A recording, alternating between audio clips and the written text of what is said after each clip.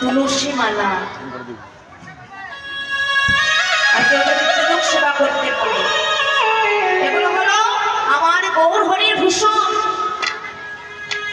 এগুলো করতেই হবে গো। কেউ যদি কোনো ভক্ত যদি একবার এগুলো করতে পারে, তার আর মনের মধ্যে অহংকার জন্মায় না, সব অহংকার হয়ে মুছে চলে যায়।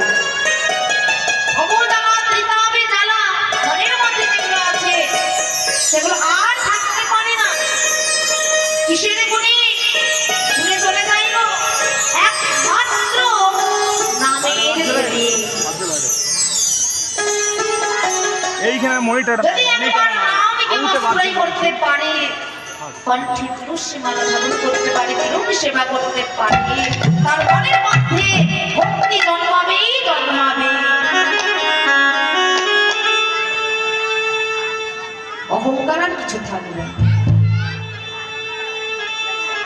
তাই গৌর হরি চরণ স্নান করো, তার চরণে গিয়ে পড়ো।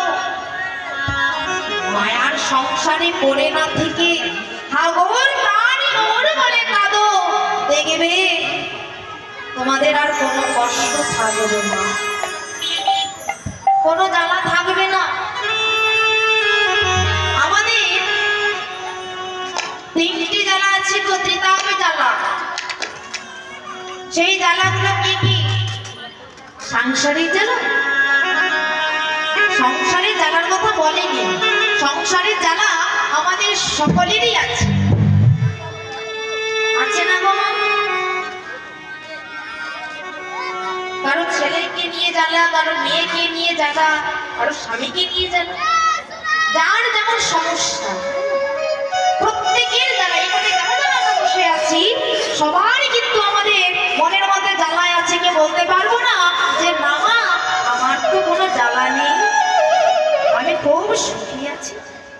সবার আমাদের জ্বালা আছে মনের মধ্যে। কিন্তু আমার গৌর হরি সেই জ্বালার কথা বলেনি। কোন জ্বালা? ত্রিতাপে জ্বালার কথা বলেছে। সে জ্বালাগুলো কি কি?